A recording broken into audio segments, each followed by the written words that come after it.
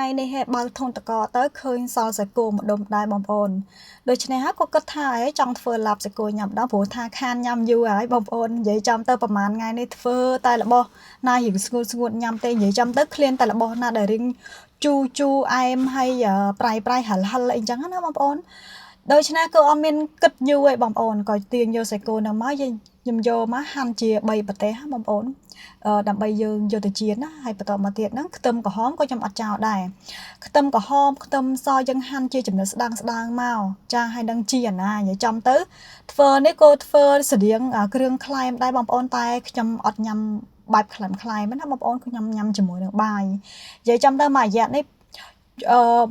មាត់ខ្ញុំគឺថារសជាតិខុសពីមុនមិនទេបងប្អូនអត់សូវចូលចិត្តស្លទេដូចមកពីសុខភាពខ្ញុំឬក៏មួយមិនទេបងប្អូនដោយសារតែប្រហែលថ្ងៃគឺខ្ញុំអត់ស្រួលខ្លួនណាបងប្អូនរៀងឈឺក្បាលផងវិលមុខតិចចឹងណាបងប្អូនឥឡូវយើងមកចាប់ដើមមើលវិធីធ្វើរបស់គ្នាហើយចំពោះវិធីធ្វើក៏អត់មានប្រមាណដែរបងប្អូនគឺងាយខ្លាំងមែនតើយើងគ្រាន់តែដាក់ប៊ឺចូលខ្ទះយើងទៅឲ្យវាលាយតិចទៅហើយយើងដាក់សាច់គោទៅចំពោះសាច់គោវិញគឺខ្ញុំយកឆ្អិនខាងក្រៅឆៅខាងក្នុងបងប្អូនតែមិនមែនឲ្យឆៅពេកទេណាចានៅពេលដែលយើងយកទៅហាន់ទឹកគឺរៀងវាមានឈាមតិចអីចឹងទៅចាខ្ញុំយកប៉ុណ្ណឹងបងប្អូននិយាយចំមកខាងគឺខ្ញុំចៀន5នាទីចាបន្តមកទៀតហ្នឹងគឺខ្ញុំយកហាន់មកជាចំណិតស្ដើងមកបែបហ្នឹងបងប្អូន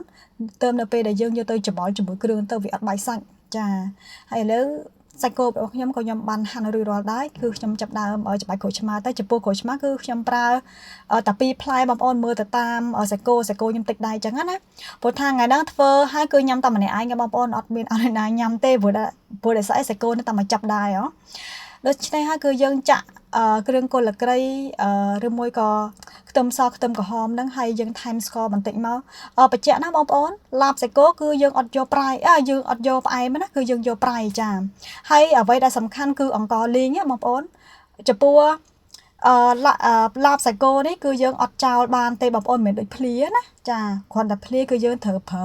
ទឹកប្រហុកទឹកអីចឹងទៅតែនេះគឺឡាប់គឺយើងអត់បោះចោលទេចំពោះអង្ករលីងចាគឺសំខាន់ខ្លាំងណាស់មួយមុខហ្នឹងណាមើលទៅនៅពេលដែលខ្ញុំបានភ្លួនបន្តិចនោះគឺវារៀងសាំបន្តិចហើយចឹងហើយទៅគឺខ្ញុំបន្ថែមទឹកត្រីបន្តិចផងដែរចាបន្ថែមឲ្យគឺថាមកល្មមឆ្ងាញ់តែម្ដងបងប្អូននិយាយចំទៅជួបជុំគ្រួសារមិត្តភ័ក្តិញាតិមិត្តបងប្អូនឲ្យបងប្អូនអាចធ្វើមួយមុខនេះបានណាគឺថាធានាថាឆ្ងាញ់ហើយញ៉ាំអស់បាយពីចានអត់ដឹងខ្លួនទេបងប្អូនចង់ញ៉ាំមួយបាយក៏បានចាំញ៉ាំធ្វើជាគ្រឿងក្លែមក៏បានដែរអត់មានបញ្ហាអីទេបងប្អូនណាចាអញ្ចឹង